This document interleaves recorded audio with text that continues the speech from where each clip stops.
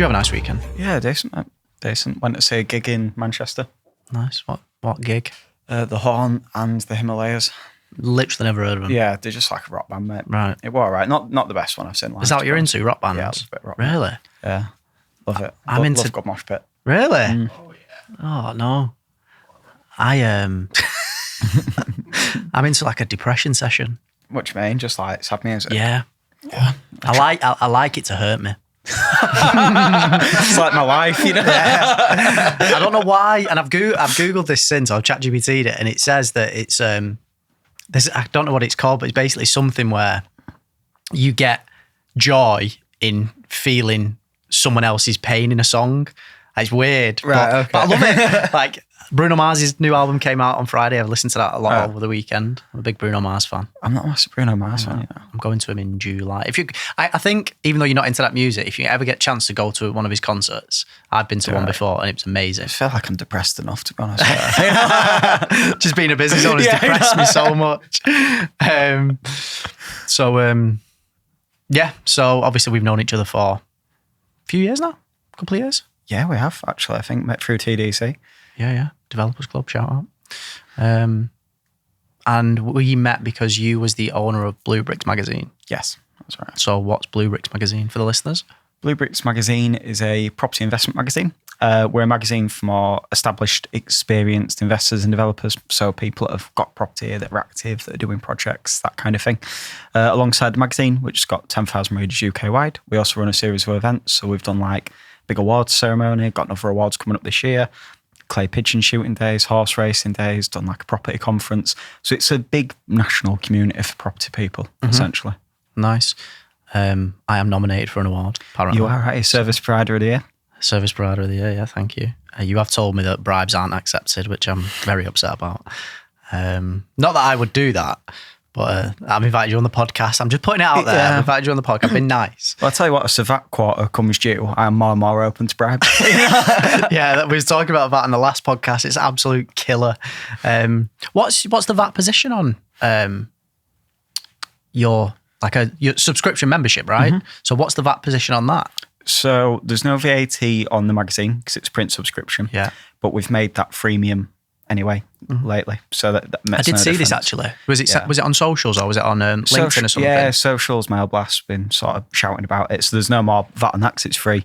VAT on the advertising, but the advertiser's happy with that. The only killer really is events because you become 20% more expensive. A lot of our, core audience might have limited companies and stuff, but they'll be doing SPVs, so they might not be VAT registered. So you're just 20% more expensive with no benefit to anybody other than our friends at HMRC. Yeah. Rachel in accounts. Yeah. So yeah, on the membership, what is the magazine? Like, who would sign up for it? Yeah, so the magazine, we interview some of the UK's leading SMEs, developers, investors, but also people that are coming up through the ranks, maybe a bit newer to property that have done some exciting projects. And every single article really, because Vicky is my editor, I was doing the editorial role before her, so I taught her.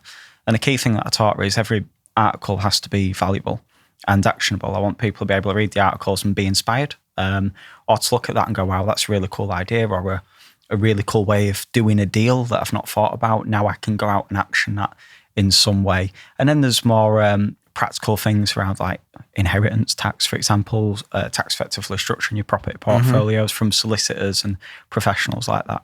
So it's all sort of top tier content for people in property. Yeah. Did you found the business? Find?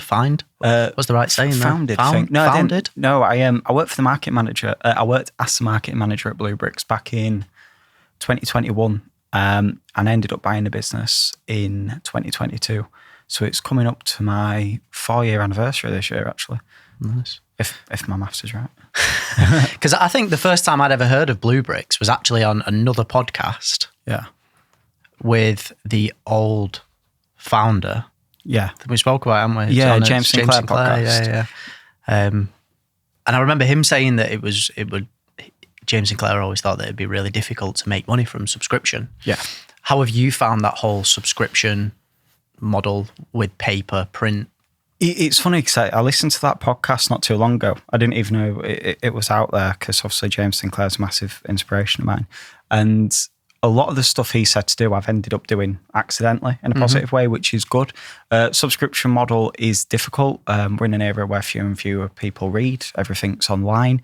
And in addition to that, a lot of our competitors set up in the late 1990s. So I think it was like 1998, one of them. So a time where the internet wasn't as prevalent. So, how do you get your information? You're going to get it from magazines and that kind of thing. I've obviously missed that. So it has been more difficult to get people to subscribe to a print magazine. And it's been more difficult to get people to advertise in print magazine when you've got digital too. So that's why I've had to be creative with the sponsorships, with the events, with making a magazine freemium, and just continue changing and growing. And I think that it'll come full circle though. Like, I think that we're in a digital world, and I think having a print will actually become a nice novelty. Yeah. Is my personal opinion. I think I'm seeing stuff like that in terms of people like authenticity now. They enjoy the events and stuff that's real, because online, because for AI, you don't really know what's real anymore, do you? You can't even watch a video and know if it's genuine. Yeah. It's got so good, hasn't it? Yeah, it's ridiculously good. So I do think things like print, things like events, the more tangible things, you're probably right, are going to come full circle in the end. And what are your biggest challenges in that business at the moment? At the moment, I think it's knowing which way to scale, and doing the right thing that, as strange as it sounds, aligns with my values. Because I suppose there's a million different things we could do with Blue Bricks. You might look at turning it into a governing body. You could turn it into an events company. You could open an insurance arm or something like that. Like, there's 100 ways to grow the business. I think it's just growing it in the right way that's right for our audience, so that we're not selling ourselves out. And also, one of the lessons I've learned from business is do the things that align with your values. It's easy to be a business owner and think business is just business. As long as it makes money, who cares? A lot of people have that attitude. With me, I found that it has to sit right with me in order for me to excel at it. I have to enjoy it. I have to feel like it's something that matters to me. And if it doesn't, I just can't find the passion to do it as well as I could. Yeah, no, that's a really good point. And you've probably seen, well, I know you have because we spoke about it. You've probably seen some. It's hard to cut through the reality of stuff, right? Yeah. In the sector, like, you've probably interviewed hundreds of people for the magazine. Yeah. And you've probably interviewed some people that you wish you hadn't in hindsight. Is that fair to say? Yep, definitely. Yeah. And what do you think about the whole kind of property sector at the moment? I think for me, I went through a stage where I was getting really disenfranchised, because it felt like every day on social media, someone else has been caught out for doing this, someone else has lied about that. And I was getting really wound up about it, because it was like the AI thing. It's like, how would you know what's real anymore? Since hiring Vicky to do the interviews, she goes to a lot more events than I do. That's given me a bit of distance. I used to think it was a property industry. I honestly think it's just the world in general. There's a lot of bullshit online. There is a lot of people that bullshit. And I think that because people bullshit, more people look at that and go, oh, I have to follow suit and do the same thing. If I'm not doing big deals, if I'm not on social media every day, I'm falling behind. And I don't think many people lie maliciously online. I think they have to do it to keep up. It's like embellishing the truth sort of thing. Keep up with the Joneses. Because when you get a business owner one-on-one, you say, how are things? Everyone goes, it's tough, it's difficult, I'm struggling, there's this going on, there's that going on. When you get a business owner online, everyone's business is absolutely smashing it, record year, everyone's doing fantastic. And as we know, that's not the case. So it is tricky. The property trading space, that gets a lot of flack. I think it's necessary in some ways. We need more investors, we need more developers, and we need people to teach them that. But I think that's where it's important to get the right education providers that have got the credibility and are doing training. Maybe not necessarily the main business to train people, but just more of a passion project. Yeah, because I don't agree with the argument that people say, which is if you was making enough money from property, why would you do education? I don't agree with that. Yeah. Because if you look at most of a lot of the successful people out there, Tony Robbins, Grant Cardone, like they can. Alex Hormozy, they have their own training arms because they can make a shit ton of money doing it, and they're good at it, and they can genuinely add value. So I don't kind of, agree with that. Yeah, do you know what I mean? I mean, I know some people that are a bit off the radar in property that have done fantastic things and are doing fantastic things in property, but train people one-on-one just because they enjoy it. They like adding value. They like giving back. They also like the business model of coaching because they can spend an hour, 2 hours with someone, maybe have one student a day and then spend the rest of the day doing what they want. Yeah. So there's multiple reasons someone would train. I think you're right that that's a bad argument for it. Yeah. And part of the reason for doing this podcast is I want to create a community. You've already alluded to the fact it's difficult business. We obviously spoke beforehand just about some challenges that are going on in your business. It's just a tough space to be in business, right? 100%. And it's lonely. Like there's not many people that you can call upon. Do you know what I mean? Yeah, 100%. The past 5 months may have been the loneliest 5 months I've ever had. Yeah, it's been really difficult. Yeah. I noticed it over the Christmas period with family. My family aren't really business owners. And you sat there going through immense amounts of stress. People can see it in you, see it on you, and you can't talk to them about it because they just don't get it. And with due respect, I've tried to talk to people that aren't in business about my problems before. They say the wrong things. They don't mean to. It comes from a good place. But it's like, you brought this on yourself. This is what you wanted to do, that kind of thing. They don't fully understand the nuances of it. So it is difficult. It is lonely. And you do need to be around people that understand the path that you're on. Yeah, I totally agree. And obviously, we were speaking before with Jacob when he popped in just before we started recording about my weekend. My weekends are the same. By Sunday night, I'm an awful person come Sunday night, and it is upsetting. Like when your missus says on a Sunday afternoon, do you know how you come across to people sometimes? You look like you don't care. You look like you're not listening. You look like you're not there. And because I'm not, I'm sat there and I'm thinking about work and I'm thinking about what I'm going to do tomorrow. And like you say, I can't talk to her about my stresses and challenges because then that puts the stresses on her. Yeah, I don't want to do that. And I've just got all this going on in my head. But I wanted to create a community of people that could call upon each other when necessary and share best practices. And I think there's so much. So on this podcast, we've had a prop tech business. We've got a female e-commerce brand.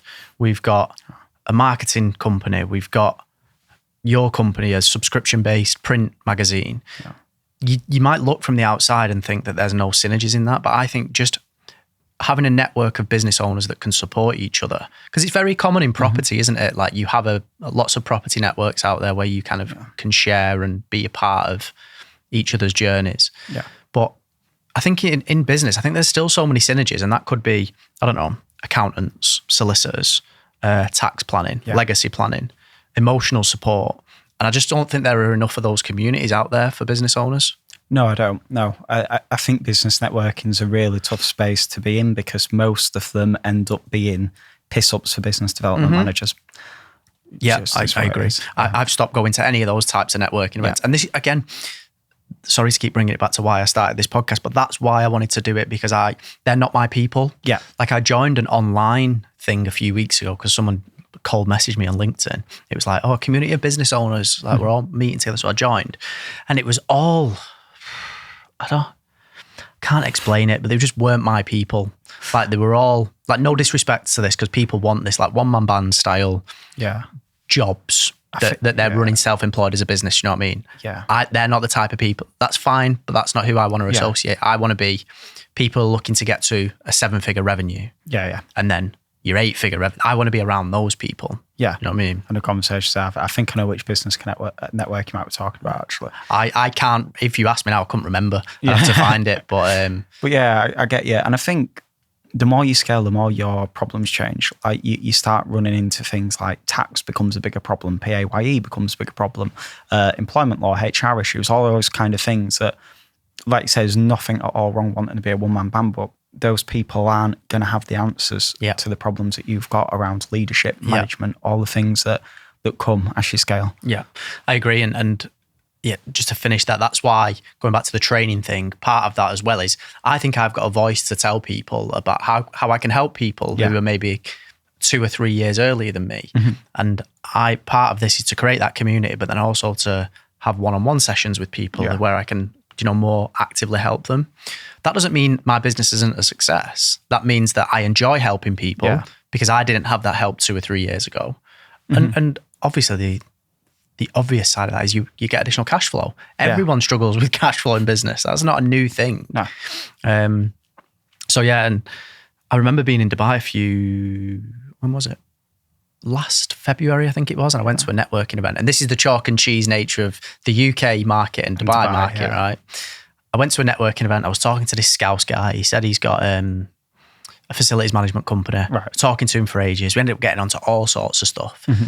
And I was then looking at him going, I need to get this back to business because I was there. I was on business. Do you know what I mean? Yeah. So I brought it back. I was like, how much are you going to do this year in turnover? He went, we'll probably do about 20 million this year. And I was like, these are the people. Yeah. These are the people I need to be around. Yeah. And I think there's none of them in the UK, but certainly none that I can see. And if you do know any, let me know. Yeah, they're much harder to find, I think. They are much harder to find. And I think there's also a stigma in the UK where we don't like talking about money as much too. So some people keep that under wraps. I turn that on its head though, and I'd say, for me, it's also about the people with the right attitude and the right mindset. I've met people that have got, multi-million-pound businesses that aren't really supportive, aren't helpful. I've met people with smaller businesses that have been super supportive and been there for me. And I think that's the thing as well. It's finding people with the right attitude and going to events and finding people that aren't just in the room for themselves or just to sell or just to have a day out or a free drink. That's why I stopped going to networking events. 100%. Because you end up meeting the same insurance brokers, the same finance brokers. They've got no interest in what you've got to say. They just want to give you a business card and piss off. Yeah, 100%. I hated it. But yeah, just on the turnover thing about people being kind of not scared to talk about turnover. There's been guests on this podcast that say they don't want to talk about turnover, and that's fine. I'll respect that completely. But I think find out a company's house. Yeah. Like, why are you being so secret of it? Do you know what I mean? And it's going to come out in a year. I'll find out anyway. Yeah. So if you're that bothered. You know I mean? That's it. So I'm always just completely open. Ask me whatever you want and I'll tell you. Yeah, I get that. I think some people see it as mark on achievement. And I think what I've actually come to realise, one of the realisations that I've had in the past few months is there's a certain power to keeping things small if you want to do. Yeah, I agree. Like, I used to think you have to aim bigger and go bigger. Yeah, build a monster. 10 million. And, what's the point in being in business if you're not doing that? And because of the past few months I've had with the stress and the pain and the misery, I've gone, actually, there's nothing wrong with someone that goes, I want a lifestyle business. I want something easy, manageable, that doesn't cause me stress, that doesn't cause me pain. Because the thing that did it for me is, I've always said I'm doing it for my family. I'm doing it for my family. When you wake up so depressed, you don't want to speak to anybody, so stressed that you can't speak to anyone without snapping, you're like, am I doing this for my family? Yeah. Because for the past 5 months, I've not even really spoken to them. And when I have, it's been an argument. So who is it for? So I think, so it's gone off tangent. But no, I think, you spot on. Yeah, I think people see, my turnover is a mark on how successful I am. And in reality, it's not. No, I agree. That ties in as well with the last podcast that we've just recorded now. And the guy that was in was talking about, I asked the question whether he wanted to have a boutique or a monster. And he said somewhere in the middle. Yeah. And I said that's probably the worst thing you can do. Yeah. Because you're in that messy middle bit. Whereas if you do a boutique business, like you say, not as much stress, squeeze the juice, be really clever with your receipts and your invoices. Read between the lines of that, but be really clever with your receipts and your accounting and all that stuff and squeeze it for as much as you want. Yeah. As soon as you then go over that boutique level, you're in the messy middle, you've got more management, your salary drops, which is probably where I am, like I said on the last podcast, because I want to push through it, because I do want to build the monster.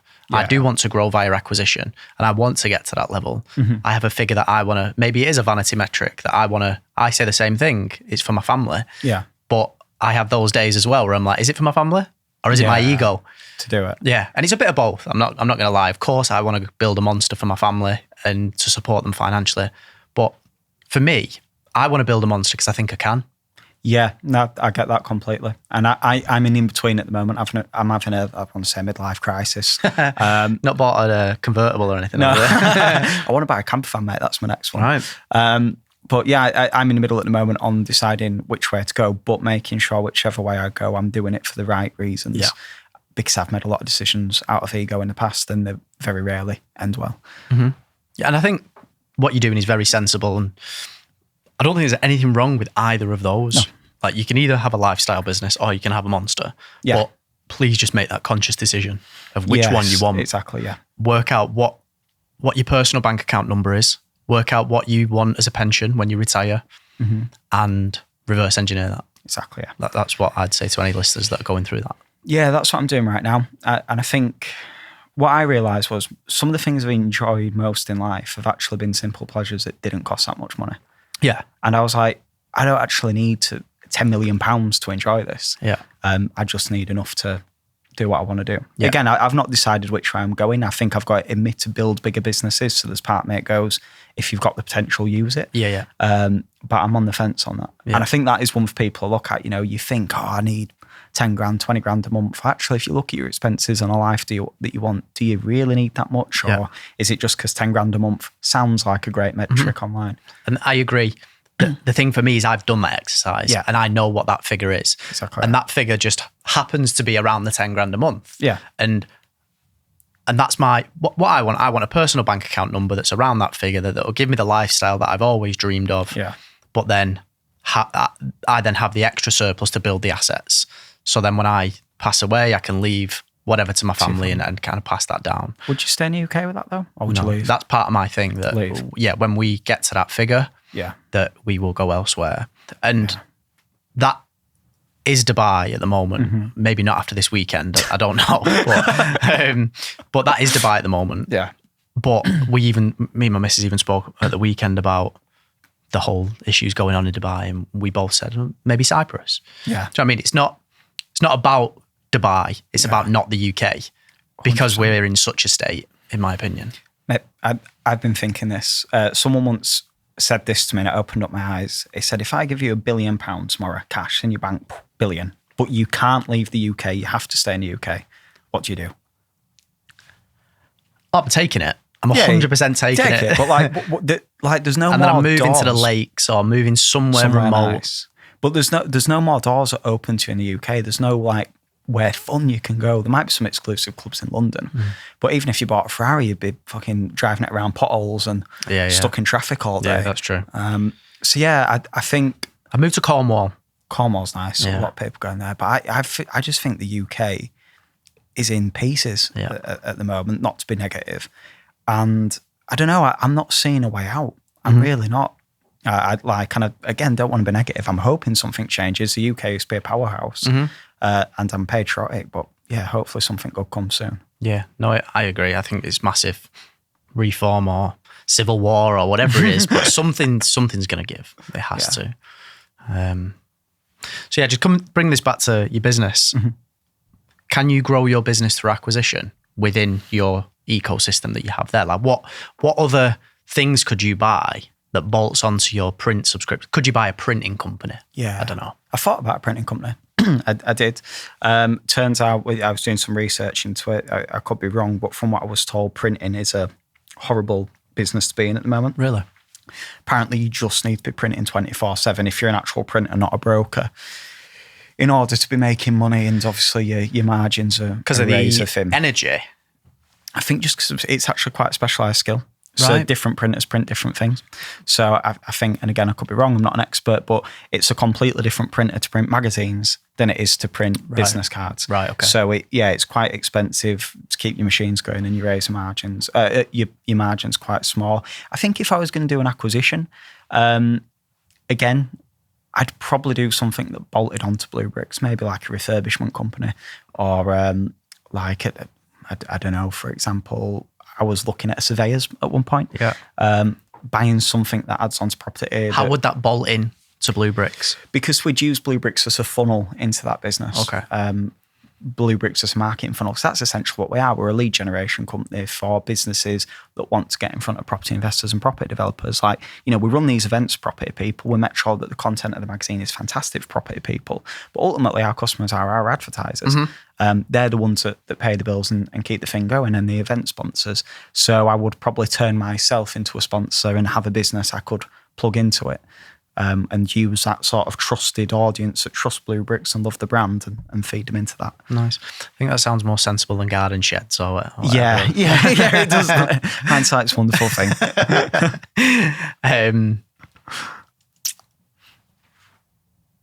How are you using AI in Blue Bricks? Like, how do you think that's going to impact? What was your editor's name? Sorry, Vicky. Vicky. How do you think that's going to impact her and the wider business in general? Makes it easier because when I bought Bluebricks, it was like I said, 2021. So this was like just before ChatGPT and everything came out. Sounds like you're talking about 20 years ago, don't it? When you said before ChatGPT, and you'd see people mega successful in property, and they're illiterate. They'd send you an article and you'd go, right, it's a 1,400 word article. They'd give you 4,000 words. No full stops, no capital letters, no commas, not even exaggerating. I've had this. It's just 4,000 words. And before chat and AI, you just had to spend the day going through it, trimming it, putting the full stops in, rereading it, make sure it was right. ChatGPT can stick that in and say, right, trim this to 2,000 words, give me the salient points, put headers in, change it to this tone of voice, do anything you want with it. Yeah. So it's sped up the process. What we do with Bluebricks now, we have trained a robot in our tone of voice. Nice. We've trained it in the way that we like our articles to be structured. So it knows to put value first. It knows how to structure it for print. It knows what to put and what to leave out of the magazine. And it can do that very quickly. So we interview people, we put it into that bot. It instantly creates the article that we want using that person's tone of voice. So it sounds like the person too. Obviously, we'll then go through, edit it, trim it, add in the human element. But that has sped things up exponentially from what it was before. And do you find ChatGPT is the best one for that? Have you started to explore some of the other? I've not really been exploring it. You know, I need to do a little bit more, I think. I've just started. Yeah. I was locked into ChatGPT and it's just too agreeable. Yeah. I don't want it to agree with me. Yeah, Like the amount of times I have to say to it, be unbiased, don't agree. Yeah. And I was listening to a podcast the other day and it was probably this that brought it to light, which was he said that, and it's true, obviously, you know this when you actually think about it. It's not a person. Yeah. It's programmed to mathematically give you the answer that you think that you want to hear. Right. Okay. When you put it like that, because it's only doing it based on the information you've given it, right? Yeah. So if you ask it a potentially biased question like, I don't know, are Nike trainers good trainers? Right. They're probably going to look at that and go, yes, Nike trainers are good trainers. Yeah. Whereas if you said, what trainers are the best for running?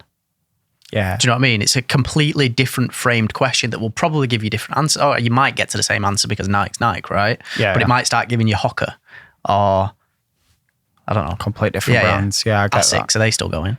That's the thing I've learnt with chat. You could be like, I've just killed a man and buried the body, and it'd be like, breathe, your nervous system's overrun, You probably didn't mean to hurt them. So you're right. I think if you've got any ideas, I would like to explore some AI that is a bit more unbiased and be a bit more brutal with you. And I only realised this a couple of weeks ago that each model has its own benefits, I think. Right. And I think chat is very good for generalist stuff. Quick, on the go, asking questions. Yeah. I don't know. How many Premier League managers have been relegated 3 times? It'll give you a really quick answer, right? I think from my experience so far, Gemini is quite good at the accountancy stuff. Mm-hmm. Like if you put spreadsheets in, it's quite good at being an accountant for you. Yeah. And what I also like about Gemini is because I'm on Google Workspace, I was using Gemini the other day and I asked it a question and it somehow found out the email thread that I was referring to, right, and then referenced the person that I was sending the email to. So like in chat, when you ask it a question, it says dear first name. It actually found the person that I was talking about unprompted. It just correlated my question to that email and was like, hi, Carl. It's crazy. Yeah. So that's good about Gemini. I think Claude's good for coding, I think. Mm-hmm. Grok is really good for unbiased, up-to-date, newsy stuff. I know, Dylan, we had a conversation before about whether it is unbiased or whether it's a bit more right-wing than it is left. But I wanted to know about the whole Iran thing over the weekend. Yeah. I wouldn't ask ChatGPT that because I know that ChatGPT is very left-leaning, I think. ChatGPT, Grok might be very right. I'm not sure. I'll do some research on that. But it basically then gave me like proper unbiased in quotation marks things because that comes from the public, right? So yeah, definitely explore those to find the best one for you, I think. I will do. But I tell you what, it's a bad time to be a designer or a web designer or anything like that. Do you think it is? Or do you think they just need to understand how to use it? I don't know. So I'm seeing people that don't have much design skill create functional, decent websites on Claude, which is quite scary, really, because it used to be they would have to go to a designer to get that done. Mm-hmm. So I think some of them will modernise, but marketing agencies in general, because that's one thing I was thinking about is, do I turn Blue Bricks into a bit more of a marketing agency of property? A lot of them are dying off quickly, and AI is going to replace most of them in the next 5 years. Yeah. I mean, I had Ollie on here last week, Oliver James. Property branding. Yeah. And I was obviously talking about this, and he said something that was really good. Because again, going back to the whole, it's programmed based on the information you give it. It doesn't understand context. It doesn't understand feeling. No. So, and he's right. And I've gone through this bit with my current logo for my business. My logo is created through ChatGPT. Right. Whereas I know in hindsight, like looking at it, there's things that aren't right with it. Right. We're going through a rebrand process at the moment, and the new logo is so much better. You're doing it with Oliver? No. Oh. Don't tell him. Okay, right. he did price for it, but we ended up using something. I was honest with him about it as to why and stuff. And I've even fed the stuff back to him why I went with the other person. So hopefully it helps his business as well. Okay. But yeah, the new logo is much better because they understand it a bit more. You know what I mean? Yeah, I get that. I don't know. So I think the bad ones or the bad designers will go. Yeah, and let's face it, mate, there's a lot of them. Yeah, there's a lot of them. There's a lot of app developers, stuff like that, promise the earth, charge an absolute fortune, and then under-deliver monumentally. Yeah. So it's going to be, I mean, you never really want to see anyone fail, but it's going to be nice to see that people are going to have to raise the standards in order to stay in the market, as opposed to dishing out the bare minimum because there's not enough competition to stop them. Yeah. No, I agree. So do you want to grow Blue Bricks from where it is now? Yeah, 100%. What higher would be next, do you think? We are, I can't say too much, but in the process of launching a new product. Okay. Another subscription-based product which will play on the community that we've built. And like we were talking about loneliness, solve the loneliness problem for property people. There's a lot of communities that are out there. There's few communities that are available for people that are more experienced in property that aren't looking to learn about property, but are looking to be around the right people that, you know, that understand their pains, that understand their problems, exactly what we spoke about. So that's what we're launching next. The freemium model of Blue Bricks is going to blow us up exponentially because now there is no cap to our subscription base. There's no barrier to stop someone subscribing. Is there an upsell though? So obviously it's given free. What's the levels? The upsell will be the new product that's created. But at the same time, I'm not going to be positioning that as Blue Bricks is free and it's rubbish, buy the upsell for something good. It's always going to stay. You can stay with Blue Bricks as it is for free and get a fantastic magazine. Yeah. And it will always stay that way. This new product will be, but if you want to do more, this is here. It's not going to be in your face. Yeah, of course. One of the things we decided when we made Blue Bricks Freemium is we're keeping the same ratio of content to advertising.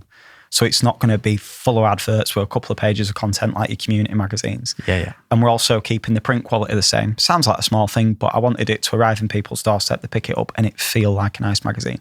So we're not compromising on the quality. So the next step is, that new product, which people can sign up to, getting as much data as we can from having a higher subscription base. That will also make our advertising more expensive and also make us more attractive to advertisers as we just grow that exponentially. Yeah. I just thought of an idea that I don't know if this will help you or not, or whether you could even do it. So obviously you got your freemium model and then you do your events, don't you? Yes. When it comes to your events, I assume you have a big push on the events and there's probably money that goes into the marketing of those and stuff. Yeah. Could you not have like an upsell on the subscription that was like, here's your freemium, but if you then paid £10 a month, I'm making up. I don't know how much the tickets are. I should do because I'm buying one soon, aren't I? But pay per month to secure your ticket to an event or multiple events or whatever it is. I think that's a really good idea. I think the only reason I've not done that yet is most of the events aren't really structured. I have a mental idea like let's do a horse racing day or clay pigeon shooting and then just go from there because it's fun. I think I am going to have to structure that a lot more because the events started out as a bit of fun and they've come to become a major part of Blue Bricks that people really look forward to, that people want to be a part of, that people ask me about. So I think that's a fantastic idea actually. Especially as the membership grows, if we're doing an event for 100 people, those tickets are going to sell quick. I mean, they already are. Yeah. I mean, there was what was it? The one at was it Chester? The awards. Yeah, the castle. Yeah. So I imagine like the tickets went like hotcakes there, but then you probably have that stress on your head of I've got to pay for I've got to get people through the door because there is. I imagine there's that worry, right? Yeah. I've got this castle, no one's going to turn up. So whereas if you've kind of done that subscription and be like, you get access to X, Y, and Z.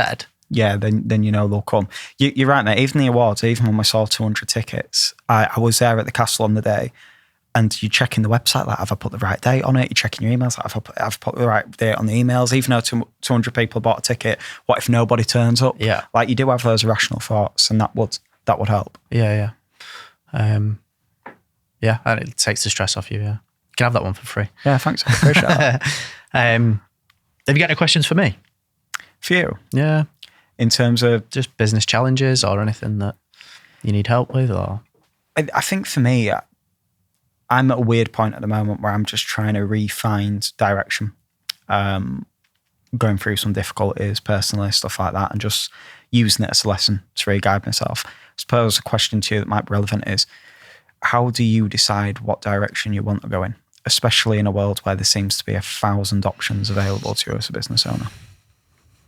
It's a good question, that. Because I'm constantly pivoting. I pivot too much, I think. Yeah. Because I've got a bit of ADHD, and I think that it's the shiny penny stuff. Yeah. I think something that's really helped me is having that North Star. Yeah. The North Star for me is Dubai, or out of this country. At the moment, it's Dubai. Yeah. And it's not for the tax. It's not for it's for the safety of my family. That I don't. And that, obviously, that clarity has come in the last 2 years since I've had kids. Yeah. And that massively helped me. So I guess it's finding that North Star. Yeah. What makes you tick? Why do you want to do whatever you're doing? And then reverse engineering that to be exactly the life that you want. It's like James Sinclair says it, right? How can you build a business without a plan? Because it's like building a home without an architect's plan. Yeah, that's a good point. Really good point, yeah. So, yeah. Did that answer your question?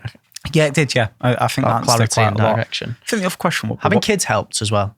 Yeah, I imagine that gives you a lot more clarity. I think the other question would be, what's the difference between chasing the shiny penny and pivoting? I think something that massive... I've just got an ops manager in. Yeah. And for me, I'd just be chasing everything. He's come in, and now I can bounce that idea off him.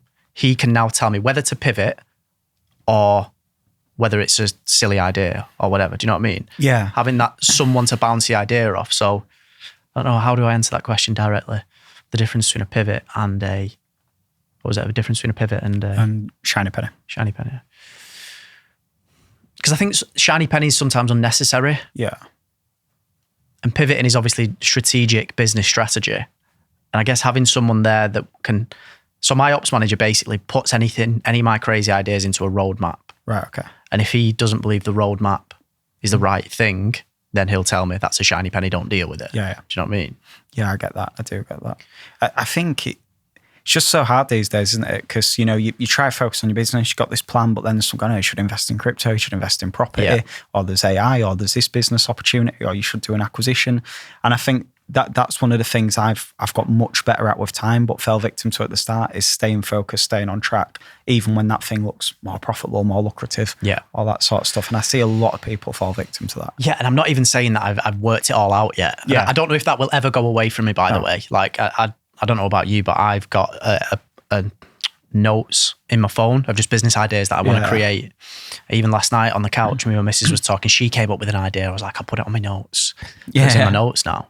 So I don't think that will ever go away. I just think it's finding the right thing. And my problem, I think, in business is I go a mile wide, inch deep, and I need to go an inch wide, a mile deep. Yeah. And this is a reflection I've got at the start of this year, which is, if I want to get to the level that I want to, or I think I can get to, I'm not currently behaving like the person that's going to do that. Yeah, because I'm not doing that mile deep thing. I'm dipping in and out of things too much. Yeah, I've had a bit of clarity on my property portfolio. It's just the portfolio I had was very time zappy. So I've now decided to pivot that to be less time zappy. Yeah. So I'm pivoting everything to supported living and social housing. Anything that I can't, I'm selling. Right. Because it's just a time vampire. Yeah. And I don't know, maybe that just comes with experience. Maybe it comes with an epiphany. I don't know. I think one of the things the people we've interviewed, the most successful people we've interviewed, I've noticed a pattern. Well, let's say their success takes 10 years to get to where they want to be. A lot of the bulk of their success comes in the last 3 years. Like they seem to, they build really solid foundations. And then when the foundations are set, they seem to rocket upwards. Yeah. Whereas people think it's just a constant upwards trajectory. So I think the way you're thinking is exactly what I've noticed in other people. It's getting the foundations right, getting yourself right, building a sustainable business, and then scaling it. Because if you're trying to scale on rocky foundations, you're just asking for failure, really. Well, they say, don't they, it takes 10 years to become an overnight success. Yeah. So I think that's true. And just on that point, you just mentioned that's so true, because coming into the start of this year, I realised that I was putting a lot of pressure on myself to exit my business in the timeline that I'd set. Yeah. And when I say exit, I don't, that might be a sale. It might not be a sale. It might be me stepping to a chairman role. Yeah. I don't know. But I just think building a business to sell is a good habit. Yeah, completely Or to agree. exit is a good habit. Completely agree. And I was putting this pressure on myself to do a 5-year timeline. And I thought, why? Most businesses take 10 years to build. Yeah. Let's put less pressure on myself, because what was happening is my business was less profitable on the bottom line because I was reinvesting everything back in. That meant that I was taking 12 grand a year and a little bit extra here and there, but I wasn't getting paid what I'm worth. Yeah. And I made the decision to, okay, let's just double that timeline. Let's go from 5 years to 10 years. Let's be more profitable. Yeah. Now I can take the benefits of that now, and we'll just grow a bit more sustainably. Like we went from 0 to 200 grand year one. Yeah. It took its toll. You know what I mean? Yeah. I wanted to get to 450 next year, and we will, but via acquisition. Yeah. We'll get to more than that. By the end of the year, we'll be £1 million turnover through acquisition, because I think I'm naturally lazy, right? So I'm thinking, how can I cheat the system? I'll just buy someone else's business that's got the 10,000 hours of practice, that's got the management team, to your point before the chat. And I just want to find those hacks, like in property, buying blocks of flats instead of single lets. Just make it quicker. Do you know those little hacks that are just time hacky? Yeah, I completely agree. And on a point you said before, I also think it's important you reward yourself properly from your business. I think business owners have a habit of just never really paying themselves, never reward themselves, always putting it back into the business. Yeah. I've recently just given myself a pay rise through Blue Bricks. I was like, if I'm putting in these hours and this work and doing what I'm doing, if I was on the market getting a job, I know what I'd be worth. I need to be paying myself properly and rewarding myself, because after a while, you don't come to resent it, but you get that question, well, what's the point if I'm not, getting paid what I deserve to get paid? So I think it is important business owners not focus on growth, but definitely take the time to reward themselves a bit more too. I agree. And I've got to that stage this year where I've decided to pay myself first. Yeah. That coincided with a new accountant who can help me structure that. My last accountant probably didn't help me with that, because I'm the type of person, I got to the end of the month and I was like, oh, there's X amount in the bank account. I can hire 2 more people with that. Yeah. And what I actually should have been doing is going, okay, well, let's just pay myself a bit more. Let's just enjoy the journey that we're on. Yeah. And I think because I was so relentless last year, I lost staff over it. I probably wasn't creating the best culture in the business because I was so intense. Yeah. And I just kind of lost sight of the fact we're all on this journey together. It should be enjoyable. Yeah. And that's kind of the realization I came to this year. It doesn't mean I'm going to work any less hard, but I'm just going to try and put less pressure on myself and enjoy it a little bit more. Yeah, everyone says it though. They enjoy the journey, enjoy the moment. And I do think there's something to be said in that, because if you don't enjoy the journey, what's the point? Yeah. And again, for me, that's coincided with hiring my ops manager, who I knew from a previous life. Yeah. And I just love spending time with him. Yeah, like, that helps. Yeah, he's like, it's like a work dad. Yeah. He was like my work dad at the old life. He is now. I still answer the phone saying, hi, boss. And he's like, you're the boss now. But he will always be the boss. Do you know what I mean? I get you. He still makes me brew up. It's important, mate. Vicky is my editor. I love spending time with. When we go to events and stuff, we have a good laugh, and other people pick up on that too. Yeah. If you enjoy what you do, mate, that is the most important thing. Yeah. And I love my business. I absolutely love it. I love helping people. Because what we do genuinely helps people in my business as well, like doing the fire risk assessments and all that stuff. Obviously, if we don't do that, something could happen. Touch wood, it never does. Yeah. Well, thank you so much for your honesty in this conversation. I really appreciate it. And got a couple of quick fire questions. Go for it. If you could own any business in the world, what would it be and why? I like that one. Architectural practice. Just a random architectural practice? Just architectural practice, not for the money, not for the profit. I love designing. I love architecture. If I go traveling, if I go to other countries, I'm a massive nerd. I love looking at the architecture of buildings. So if I could, just for a hobby, not for profit, architectural firm all the way. Oh, nice. Well, at least we know your next acquisition. Yeah, it's really complicated to do when you have to have a RIBA director. But yeah, any business, it'd be that. Nice. Do you have an unpopular business opinion? Probably somewhere. Let me have a think. Unpopular business opinion. Probably stay small for as long as you can, which is one that a lot of bigger business owners have echoed to me. When you get more staff, when you get bigger, you get more problems, becomes more stressful. If you can really keep it as tight for as long as possible and really boost the profitability for as long as possible, you can sort of springboard the success a bit more. No, that's. I've actually never heard that one before, but it's really good. I guess that depends on which avenue you want to go down, right? Yeah. But yeah, I think you're right. 100%. But I'd say that's an opinion that could be unpopular to some people. Yeah. And I think, do they say it's like 12 people in the business, your culture completely changes, you lose your culture? Yeah, completely. So, yeah. When I say I want to build a monster as well, I don't think I want to have more than 12 staff. Yeah, and you want the right culture too. You want the right culture. That's important, having the right people with the right attitude that want to be there, that want to do a job. Because ultimately, like everyone says it, you spend more time with your work colleagues than you do your family. You need to be surrounded by people you enjoy spending time with. Yeah, nice. We're a huge fan of conspiracies on this podcast. Oh, yeah.